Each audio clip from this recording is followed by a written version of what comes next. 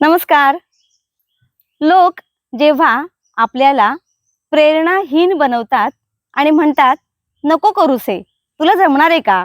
त्याने केलं, त्याला नाही जमलं, तर तुला काय जमणार आहे? सोडून दे, दुसरं काहीतरी बघ. असं जेव्हा म्हणतात तेव्हा नेमकं काय बरं करावं? एका गावात एक स्पर्धा आयोजित केलेली असते. ती स्पर्धा अशी असते की गावाबाहेर एक उंच डोंगर आहे. त्या डोंगरावर जो कोणी सर्वात प्रथम चढेल त्याला गाव 5 लाख रुपयाचं बक्षीस जाहीर करेल. अशी स्पर्धा आयोजित केल्यानंतर आजूबाजूच्या पंचक्रोशीतले सगळे गावकरी त्या स्पर्धेमध्ये हिरिरीने भाग घेतात आणि स्पर्धा सुरू होते. स्पर्धा सुरू होत असताना बरेच जण डोंगरावर चढण्याचा प्रयत्न करतात आणि जे खाली उभे असतात ते त्यांना प्रेरणाहीन बनवण्याचं काम करत असतात. अरे पडशील पडशील, तुला जमणार नाही. अरे तो पडला तो पडला, तुला काय जमणार आहे? उतर, नको चढूस. हातपाय तोडून घेशील, उगाच काहीतरी समस्या ओढून घेशील, नको चढूस तू. असं म्हणून खाली उभे असलेले लोक जे बघ्याची भूमिका पार पडतात ते त्यांना प्रेरणाहीन बनवण्याचं काम करत असतात. असं करता करता काही काही स्पर्धक थोडासा डोंगर चढतात आणि खाली पडतात. काही काही अर्ध्यावर जातात आणि खाली पडतात. काही काही तर अगदी जवळ जात असतात आणि खालून कोणीतरी म्हणतं अरे पडशील पडशील, खाली बघ. आणि खाली बघितल्यानंतर त्याला कळतं बापरे खूप खोल आहे, मी कुठपर्यंत जाऊन पोहोचलोय. अशी मनात भीती निर्माण होऊन ते वर पोहोचलेले स्पर्धक अखेर खाली पडतात आणि कोसळतात.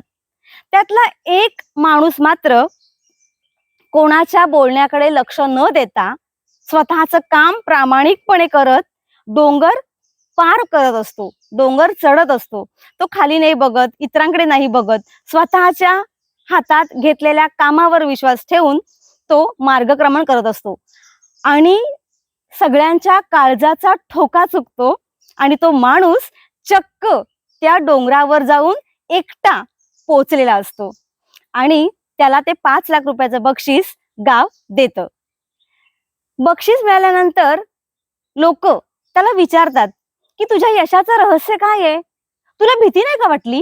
लोक तुला खालून म्हणत होते अरे पडशील पडशील, हा बघ तुझ्या बाजूचा पडला, तुला नाही जमणार ते, तू खाली पण बघितलं नाहीस, कसं काय हे शक्य केलंस?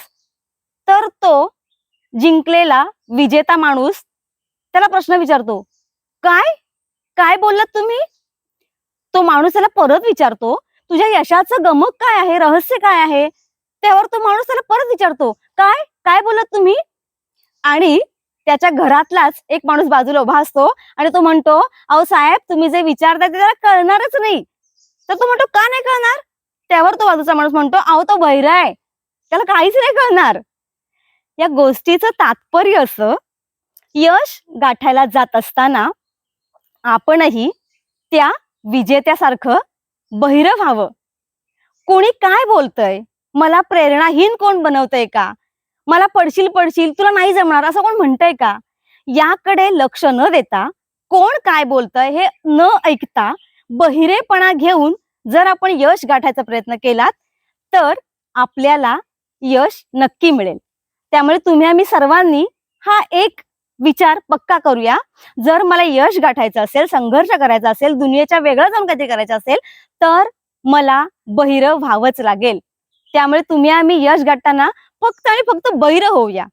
याने काय होणार आहे, मला कोण काय बोलतंय हे मला ऐकूच येणार नाही आणि मला कोण काय बोलतंय हे ऐकू नाही आलं तर मला अडवणारं या जगात दुसरं कोणी असूच शकत नाही.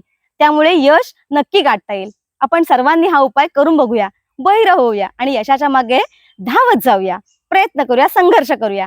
यश नक्कीच आपलंय. धन्यवाद.